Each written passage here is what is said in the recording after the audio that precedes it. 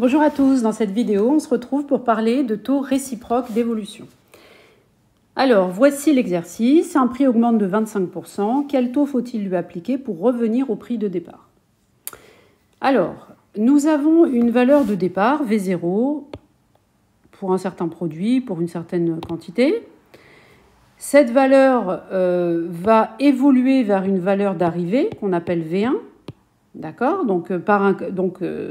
Par exemple, elle augmente de 30%, de 25%. Enfin voilà, ça c'est pour passer de V0 à V1.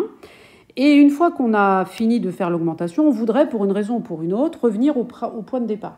Par exemple, le prix de la farine a augmenté suite à une mauvaise récolte, il a augmenté de 25%. Et on voudrait, au bout de 6 mois, le faire revenir à son prix de départ.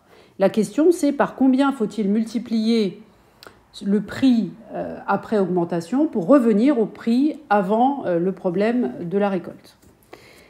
Alors, comme d'habitude, on ne peut pas travailler directement avec les pourcentages et on passe par les calculs de coefficients multiplicateurs. On reviendra vers les pourcentages d'évolution par la suite.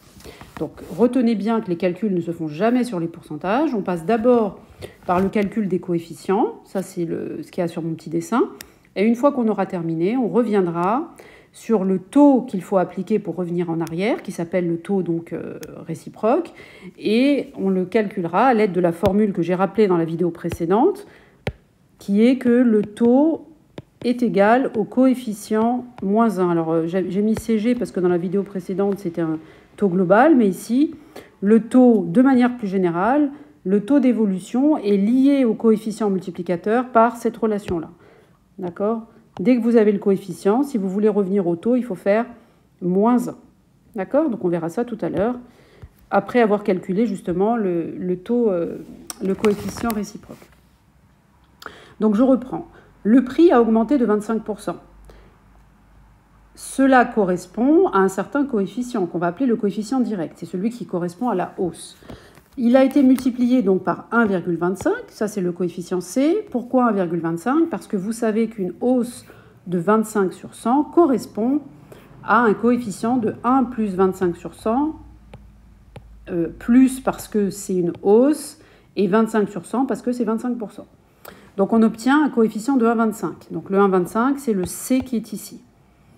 Pour revenir en arrière, on va appliquer à la valeur d'arrivée un certain coefficient pour revenir vers la valeur de départ. Eh bien, le coefficient que l'on doit appliquer s'appelle le coefficient réciproque et il est égal à 1 sur C, où C était le coefficient appelé coefficient direct. Dans notre exemple, C est égal à 1,25. Donc, le coefficient multiplicateur réciproque qui permettrait de revenir au prix initial, si c'était le prix de la farine, par exemple, qui a augmenté de 25%, eh bien, si on veut revenir au prix de la farine avant l'inflation, il faudrait faire le prix d'arrivée, donc multiplié par 1 sur C, et donc ça fait 0,8, puisque 1 divisé par 1,25, ça fait 0,8.